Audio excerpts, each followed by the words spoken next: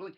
So our final speaker in this first set of presentations, which broadly is relating to this theme around adult education on the edge, is Colin Waugh. So welcome, Colin, and we look forward to your 20 minutes and your contributions. Over to you. Hello. Okay. We're speaking about things that we could learn from William Blake. There may be people here who may well know more than I do about him. I'll say something about his life first. William Blake was born in 1757. From the age of 14 to his death in 1827, he worked without a break to earn an often precarious living as a freelance contract engraver. The last 6 years of his life, for example, he and his wife Catherine lived and carried on their printing business in a 2-room first-floor flat in central London overlooking what he once called the dirty Thames. While working as a commercial engraver, Blake also produced paintings and, with his wife, hand-coloured, illustrated and printed versions of his poetry, especially his prophetic books. When these found buyers at all, however, it was mainly within a small circle of well-off patrons. People need to know that in the set between March 1802 and May 1803, England was continuously at war with France from 1793 to 1815. The result was that in the later 1790s in particular, someone like Blake, who, although not a political activist in the usual sense, knew people in several oppositional movements, was always at risk from state repression and reactionary mob violence. Thus, in August 1803, following a quarrel with an off-duty soldier in the garden of a rented cottage in Felpham, Sussex, where he and his wife were living with arrangement with one of his patrons, he was tried and later acquitted on a charge of sedition. Lastly, to say to people that although he never went north of what's now Greater London, his writings show that he saw industrial machinery as the embodiment of the kind of logic that had been developed by John Locke, the philosopher, after the English Civil War, and which was central to 18th century thinking, and which he criticised fiercely as restrictive. Okay, we all okay? Moving on, then I will now say something about the background to his ideas and activity. The 1790s was a period of oppositional political and ideological activity at many levels, both in relation to the French Revolution and to areas like anti-slavery, women's rights, parliamentary representation and freedom of conscience. There were also naval mutinies. The British Army was terribly defeated by former slaves that rose up in Haiti. And in 1798, of course, there was an uprising against British rule in Ireland. At the same time, in that period, there was also arguably the first socialist movement around Thomas Spence. And also in that period, radical artisans in the London Corresponding Society developed the original form of independent working class education by reading and discussion. So far as is known, Blake didn't take direct part in any of those things, but he knew people in both of them. I would try to show here that between about 1790 and 1810, he developed an approach, a conceptual approach, which people seeking to rebuild adult education now should take account of. Are we okay so far? Right. I'm now going to look at something called the Revolution controversy. In 1790, a Unitarian minister, Richard Price, preached and then published a sermon expressing support for the French Revolution. A high-profile MP, Edmund Burke, then attacked Price in a book which is called Reflections on the Revolution in France. In that book, Burke denounced the middle-class revolutionaries in France, and in particular, and this is the point, the way that their actions had, in his view, triggered activity by people further down the social scale, who were presented by Burke as a sort of feral mob. Burke's book set off what became known as the Revolution controversy. That controversy went on for about 10 years. Many people intervened in that, including on Price's side, Mary Wollstonecraft and Thomas Paine. It also generated an ideological drive on the left to investigate the history of Christianity and other religions. One strand in this drive reflected ideas developed in France during it up to the Revolution. Paine's book, The Age of Reason, published in 1793 and 1795 was one such thing. But there was also a from below ideological strand, which is less well known, and that stemmed from some work by a person called James Macpherson, who investigated the early Celtic poet Ossian, and Thomas Gray, especially in his poem, an earlier poem called The Bard. That poem was republished many times in Blake's lifetime, including with engravings by Blake. It depicts the slaughter of bards by the English during Edward I's invasion of North Wales in 1282.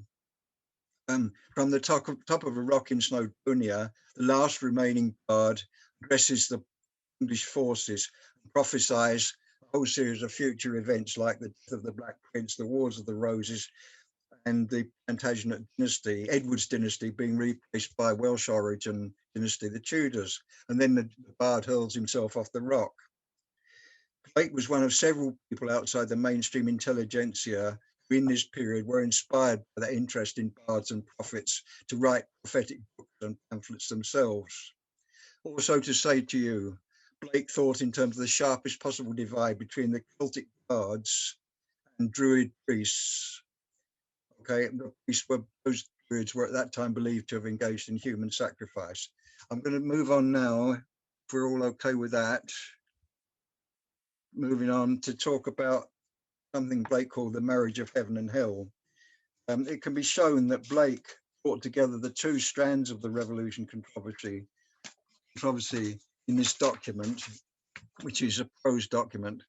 He started to compose this in 1790. The title is an allusion to somebody called Emanuel Swedenborg. He was in this document, Blake started by criticizing Swedenborg. Can't go into details of that now. After an introductory poem, there's a prose passage which I need to read to you, which is a short one, which says as follows: "Without contraries is no progression. Attraction and repulsion, reason and energy, love and hate are necessary to human existence. From these contraries spring what the religious call good and evil. Good is the passive that obeys reason. Evil is the active springing from energy. Good is heaven, evil is hell." There's two sections that then follow that in this document, the Proverbs, the first of which is called the Proverbs of Hell. And those are statements where Blake is a kind of aphoristic statement aimed at getting people to think twice about their common sense ethical assumptions, especially as derived from mainstream religion. And then that is followed by another passage which I've got to read quickly. "Ancient poets," he says, "animated all sensible objects with gods or geniuses, calling them by the names and adorning them with the properties of woods, rivers, mountains, lakes, cities, nations, whatever their enlarged and numerous senses could perceive." And particularly, they studied the genius of each country, placing it under its mental deity. The system was formed, which some took advantage of and enslaved the vulgar by attempting to realize or abstract the mental deities from their objects. Thus began priesthood, choosing forms of worship from poetic tales, and at length they pronounced that the gods had ordered such things. Thus, men or human beings got that all deities reside in the human breast. In this passage, Blake puts forward a sequential conception of the origin of class society. And in that conception, he assigns a central role to what we would now call ideological hegemony. 4 stages to this model. First stage, there's a stage where there's a pre-class socio-economic order in which people have already formed themselves into cities and countries, and where there are poets and the audience for those poets. In their work, these poets set up metaphorical relations amongst all sensible objects, including both human products like cities, natural entities like woods and rivers and mountains. So in that ancient, that is to say, Ossianic type of poetry, objects in both these categories are treated imaginatively as if there is a god or genius inside each one, and as a result, they possess consciousness. At this stage, however, everybody knew, the poets and their listeners knew, that was all imaginative fiction. They didn't confuse it with reality. The second stage, however, the poets began to develop their narratives to a point where they bring those stories together, form an overall mythological framework. For example, in Greek myths or Scandinavian myths. And in a third stage, some people, maybe even some of the poets themselves, elaborate that system further. They start to represent these imaginary mental deities as really existing supernatural beings. And that leads to ordinary people, as he calls it, the vulgar, starting to believe in and worship these imaginary superhuman powers. And this in turn allows the people who've engineered that situation to turn those ordinary people into their slaves, while at the same time constituting themselves as an organized priesthood, in effect a ruling class or part of a ruling class. I hope people can see the point of that. Later on in that piece of writing, he says, if the doors of perception were cleansed, everything would appear to man as it is, infinite. For man, meaning human beings, has closed himself up. He sees all things through narrow chinks of his cavern. It's often understood as referring to individual experience, but it was more likely to be saying that ordinary people need to rebuild an imaginative capacity to see beyond the surface of their situation, therefore open up the future, collect from below problem solving. I'm going to move on to talk about another thing he wrote now. In this revolution controversy, which I've referred to, 1797, the Bishop of Llandaff, Richard Watson, supporting the right-wing side of it, published a book in which he attacked Thomas Paine's Age of Reason. Paine, in his book, The Age of Reason, had attacked the Old and New Testaments, and especially the prophetic elements within them. And he said that they were devices used by the Judaic and Christian priesthoods to secure ideological compliance. In 1798, William Blake began to make some notes with a view to defending Paine, and he wrote on them in his copy of Watson's book. Eventually, he kept them to himself. I just need to read out one of these notes to you. Prophets, in the modern sense of the word, have never existed. Jonah was no prophet in the modern sense, for his prophecy of Nineveh failed. And he says, every honest man, meaning every person, is a prophet.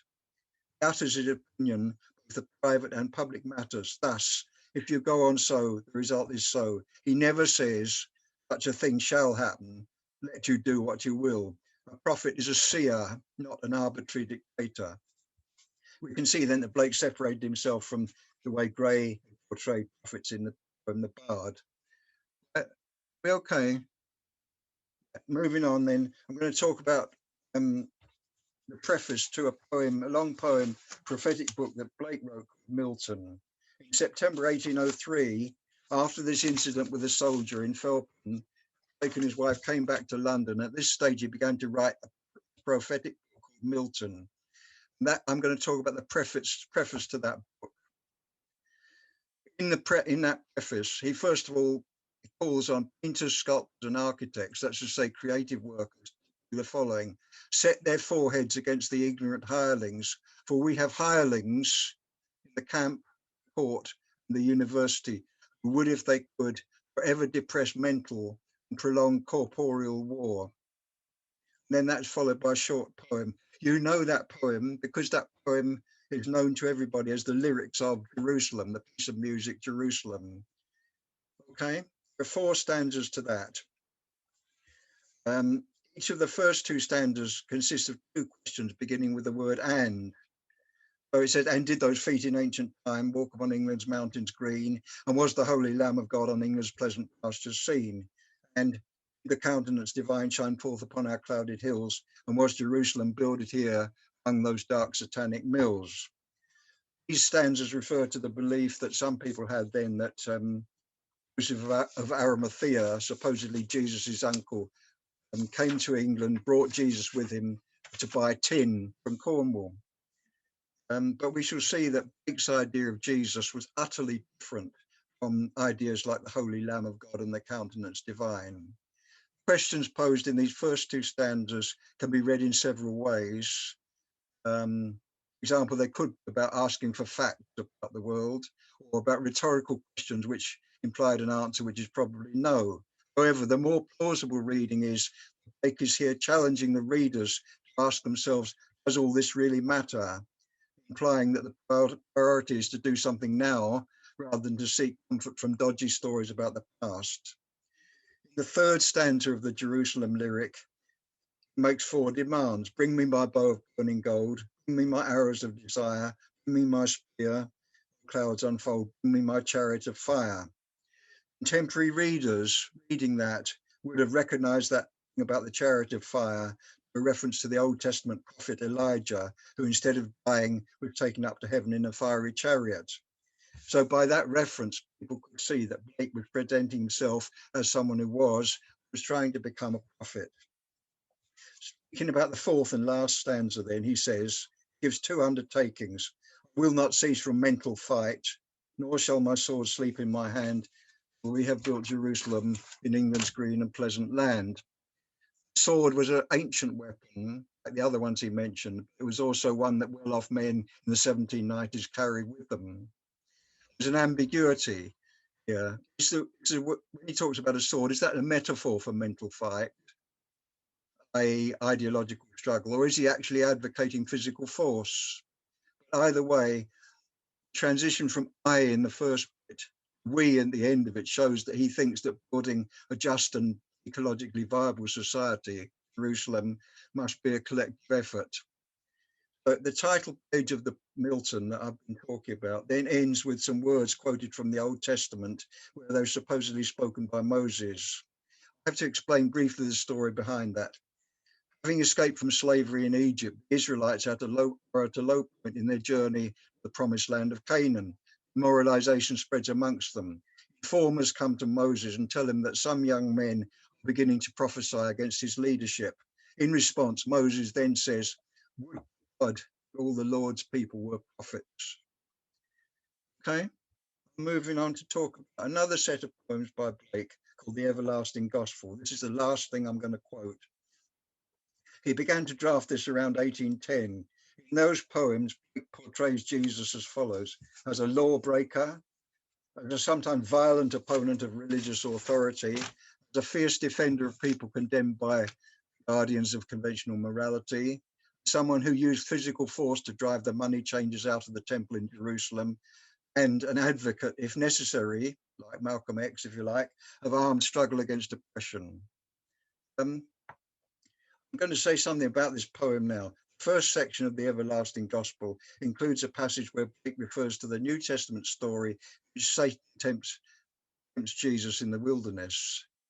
In these lines, Blake equates Satan with God of this world, i.e. conventional religious authority. And referring to Jesus' rejection of Satan's advances, he says, and now I just have to quote this bit of poetry.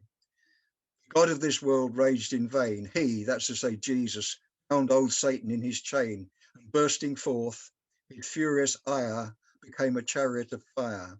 Throughout the land he took his course, and traced diseases to their source. He cursed the scribe and Pharisee, trampling down hypocrisy. Where'er his chariot took its way, gates of death let in the day, and every chain and bar. And Satan in his spiritual war dragged at his chariot wheels. Loud howled the God of this world, louder rolled the chariot wheels, and louder still his voice was heard from Zion's hill. And in his hand the scourge shone bright, scourged the merchant Canaanite from out the temple of his mind. So that's the quotation which gives you an idea of what what it was getting at. So Blake's conception of the historical Jesus was, as I've said, as a political agitator who openly opposed the ideology of mainstream religion, and of course was executed at the instigation of its priesthood. In short, a prophet in Blake's terms.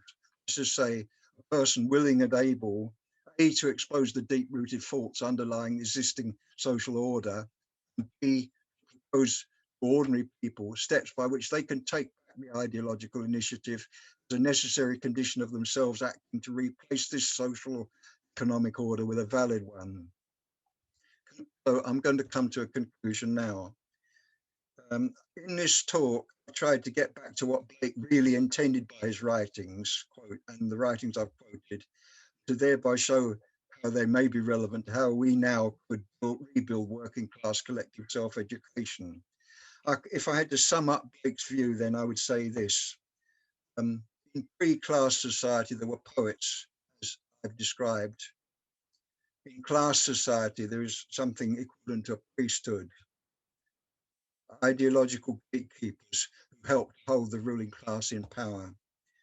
And this is the last point. We can start to move beyond class society, in Blake's view, if ordinary people become prophets, in his sense, engage proactively in mental fight. I'm sorry, that's a bit rushed, but thank you very much. Colin, thank you. There's lots there in terms of food for thought, and this whole idea of prophets and poets.